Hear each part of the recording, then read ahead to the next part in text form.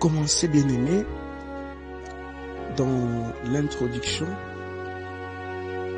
je vais d'abord devoir vous donner les squelettes de notre message. Et le premier point, c'est Dieu a opéré son choix. C'est ça le premier point. Dieu a opéré son choix. Deuxième point, fais-tu partie de ses choix? Il est vrai que Dieu a opéré le choix. Est-ce que tu fais partie de ses choix? C'est une question. Troisième point, je suis le choix de Dieu. Ici, moi qui te parle, je confirme que je suis le choix de Dieu. À toi aussi de répondre, es-tu le choix de Dieu ou pas? Alors pour cette première partie, je m'arrête par là pour vous dire que nous allons d'abord aborder ces 3 points seulement. Aujourd'hui et demain, nous allons aborder d'autres points que nous allons découvrir demain ou à la fin de ce message. C'est très important. Je reprends. Dieu a opéré son choix. Fais-tu partie de ses choix? Et 3, moi je suis le choix de Dieu.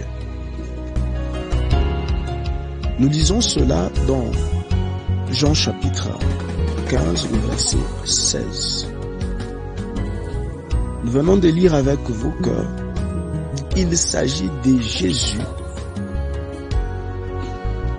qui parle à ses disciples.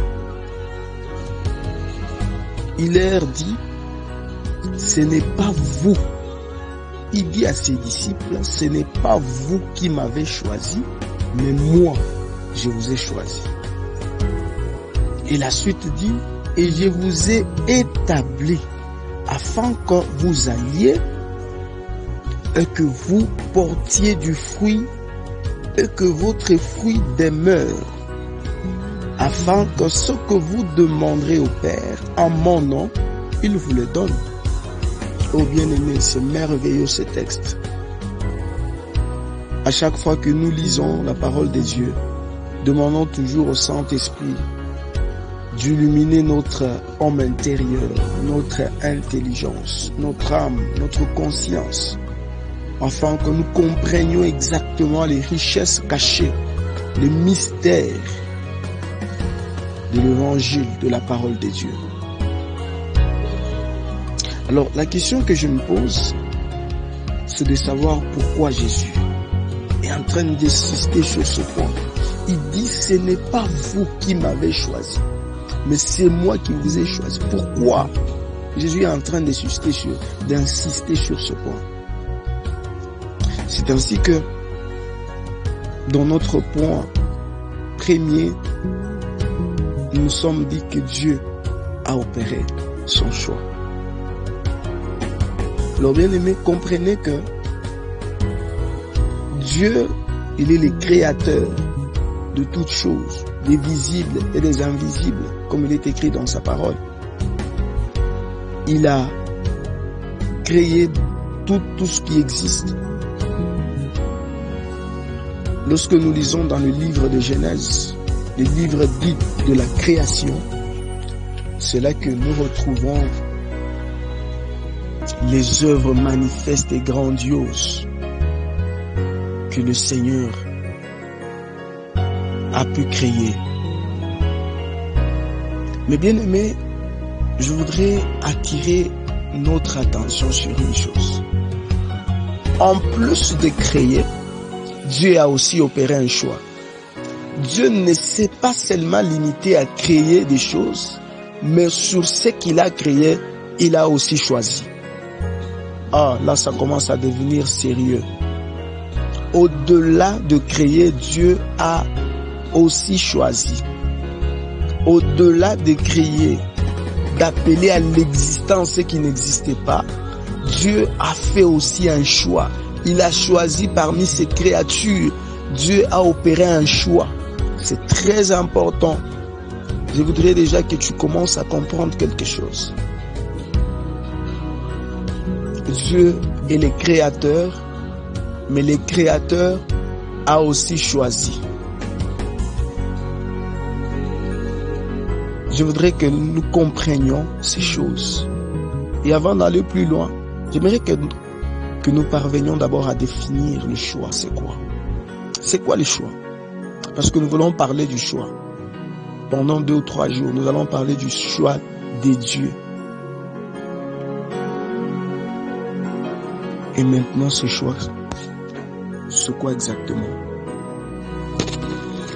Et donc, je me répète qu'il est important, qu'il est essentiel, qu'il est primordial que nous distinguions la création du choix des dieux.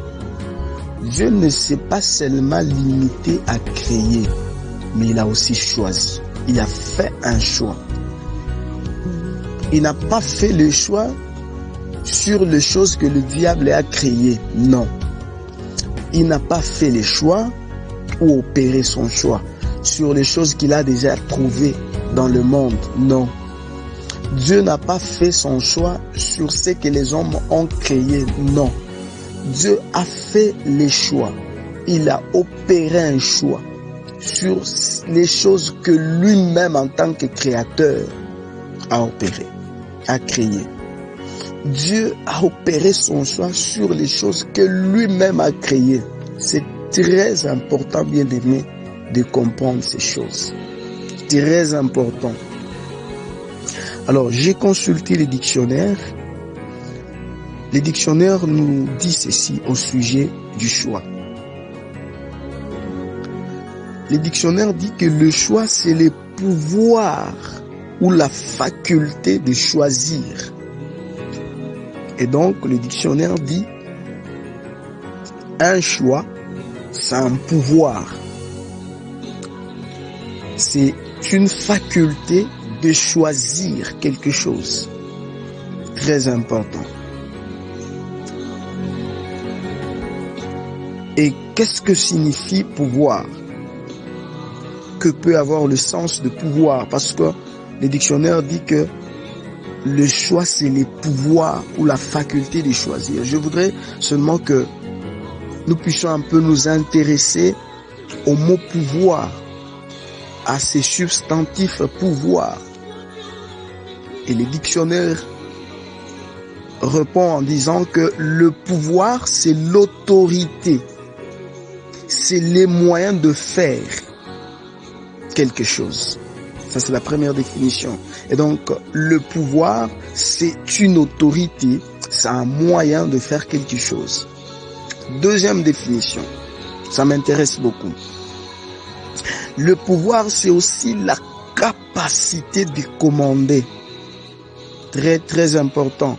Le pouvoir, c'est la capacité de commander, de contraindre, d'imposer sa volonté dans un milieu ou dans une communauté quelconque. Voilà ce que signifie le pouvoir. Et donc, lorsque le dictionnaire dit que le choix, c'est le pouvoir ou la faculté de choisir, nous sommes partis trop loin pour chercher à comprendre le pouvoir dont le dictionnaire nous parle, c'est quoi? C'est là que le dictionnaire nous répond en disant que c'est une autorité, c'est le moyen de faire quelque chose. Et il ajoute que le pouvoir, c'est la capacité de commander, de contraindre, d'imposer, imposer sa volonté dans un milieu, dans une communauté, dans une circonstance quelconque. Très, très important, bien-aimés. Nous n'allons pas nous perdre dans nos définitions, mais les quelques définitions que nous venons de donner vont nous aider à éclairer notre thème pour que nous comprenions bien ce que le Seigneur a voulu partager avec nous comme pensée. Bien-aimés, alors je voudrais mieux le dire. Après avoir défini les concepts choix et pouvoir, je voudrais revenir maintenant dans la Bible, car Jésus lui-même a dit que c'est moi qui vous ai choisi et non pas vous. Et donc, nous devons comprendre que le choix de Dieu sur une personne, c'est l'autorité de Dieu. C'est la capacité de Dieu de commander, de contraindre, d'imposer sa volonté. Et donc Dieu, en nous choisissant, en te choisissant, il a exercé une certaine autorité. Il a exercé une certaine capacité. Il a contraint, il a imposé sa volonté dans ta vie. Et quand je parle de l'imposition, je vois une certaine résistance. Peut-être que tu ne te pas accepté facilement, ou alors tu n'étais même jamais accepté à devenir ce que Dieu a voulu que tu sois. Mais Dieu, lui, à cause de son autorité, à cause de sa capacité de commander, il a contraint le monde des ténèbres, il a contraint peut-être le milieu de ton vécu quotidien, il a contraint ta famille à te laisser être ce que lui Dieu veut que tu sois. Voilà le choix de Dieu. Peut-être que le monde des ténèbres t'avait déjà envahi. Il avait déjà envahi ta famille en disant que personne dans cette famille ne sera tel ou tel autre. Mais Dieu, ayant l'autorité, la capacité de commander, de contraindre, il a contraint, il a imposé le monde des ténèbres à devenir, à te laisser devenir ce que lui a voulu. Voilà le choix de Dieu. Voilà les thèmes sur lesquels nous allons devoir partager avec vous pendant ce jour. Très important que nous comprenions ce qu'est le choix de Dieu sur nos vies. Dieu a opéré son choix. C'est ça, n'oubliez pas, c'est ça notre premier point. Et là, je vous ai dit qu'au-delà de la création, Dieu a fait son choix. Voilà pourquoi j'entame directement le second point qui dit: fais-tu partie du choix de Dieu? Est-ce que tu fais partie du choix de Dieu? Dieu, lui, a déjà opéré son choix. Mais la question que je te pose, la question que je me pose moi-même, parce que ce message aussi me concerne, est-ce que tu fais partie de ces choix de Dieu? Est-ce que tu fais partie du choix de Dieu? Examine-toi. Pose-toi cette question, positionne-toi. Regarde si exactement tu es précisément dans le choix de Dieu ou tu es à côté du choix de Dieu. Est-ce que tu as déjà senti quelque part dans ta façon d'agir, dans ton esprit, dans ton raisonnement, as-tu déjà senti que tu es le choix de Dieu? Est-ce que tu peux le confesser que je suis le choix de Dieu? Est-ce que tu peux le déclarer que je suis le choix de Dieu? Est-ce que tu es fier d'être le choix de Dieu? Est-ce que tu as cette assurance d'être le choix de Dieu? C'est ça maintenant le problème. Ça n'engage plus Dieu, ça t'engage toi. Parce que Dieu a déjà opéré son choix. La question que toi et moi devrons nous poser, c'est de savoir est-ce que nous sommes dans ce choix-là? Alors j'entame directement le troisième point. Le troisième point, c'est une affirmation qui dit « Je suis le choix de Dieu ». Voilà où le Seigneur veut t'amener. Voilà ce que le Seigneur a mis dans mon cœur pour que je te communique aussi. Cette confession, cette conviction que exactement, toi qui es en train de me suivre, toi qui es en train de m'écouter, toi qui es en train d'auditionner ces messages, tu es un choix de Dieu. Toi qui es en train de m'écouter, tu as un choix de Dieu. J'aimerais que tu l'écrives même dans ce groupe. J'aimerais que tout celui qui est en train de suivre ce message pendant ce moment, qu'il écrive, que je voie, que l'autre aussi qui est en train de suivre le message voie que il est le choix de Dieu. Est-ce que tu peux le faire? Si tu veux le déclarer même par audio, déclare-le que je suis le choix de Dieu. Je suis le choix de Dieu. Je suis le choix de Dieu. J'aimerais que ce message puisse remplir ce groupe, que je suis le choix de Dieu. Que les audios remplissent ces groupes. Je suis le choix de Dieu. Je suis le choix de Dieu. Moi qui te parle, je suis le choix de Dieu. Je n'ai pas inventé cela. Je ne me suis pas imaginé cela. Je n'ai pas emprunté cela de quelqu'un. Non. Personne ne m'a induit en erreur pour que je dise que je suis le choix de Dieu. Personne ne m'a convaincu à le dire. Personne ne m'a même pas poussé à le dire. Mais je viens de le tirer dans la parole de Dieu. Jésus dit, c'est moi qui vous ai choisi. Et Jésus n'a même pas demandé mon consentement. Bien-aimé, est-ce que tu comprends cela? Bien-aimé, est-ce que tu comprends cela? Est-ce que tu comprends cela? Que Jésus lui-même a voulu nous certifier que nous sommes son choix. Et moi, je prends cette parole. Je saisis cette déclaration de Jésus qui est en train de confirmer à ses disciples que moi là, je vous ai choisi. En d'autres termes, je n'avais même pas besoin de votre consentement. Je n'avais même pas besoin que vous acceptiez ou pas. Je n'avais même pas besoin de votre avis. J'ai déjà opté mon choix sur vous. Et quel bonheur, quelle forte déclaration, quelle importance, quel impact d'être le choix de Dieu. Avec tout ce que nous venons de dire, nous comprenons que nous sommes heureux d'être le choix de Dieu. Car en étant le choix de Dieu, nous bénéficions non seulement de la volonté de Dieu, mais aussi de son autorité. Et donc, si nous sommes le choix de Dieu, nous bénéficions de son autorité. Il peut nous imposer où il veut, parce que nous sommes son choix. Il peut faire de nous qui il désire, parce que nous sommes son choix.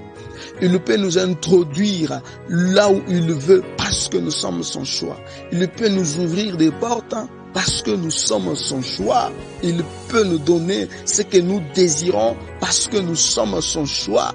Il peut nous appeler et nous faire porter un tel ou tel autre nom parce que nous sommes son choix. Il peut nous nourrir parce que nous sommes son choix. Nous pouvons même résister à toute attaque du diable, de l'ennemi, parce que nous sommes son choix. Bien-aimé, c'est que je voudrais pendant ce moment que tu déclares avec moi que je suis le choix de Dieu. Sois fier de ce que tu es le choix de Dieu. Ne crains pas. C'est lui qui est le choix de Dieu. Il ne craint pas. Tu n'es pas le choix de tes parents. Tu n'es pas le choix d'un homme. Tu n'es pas le choix du président. Tu n'es pas le choix d'un maréchal. Tu n'es pas le choix du sorcier. Mais tu es le choix de Dieu, le créateur de toutes choses. C'est lui qui impose sa volonté.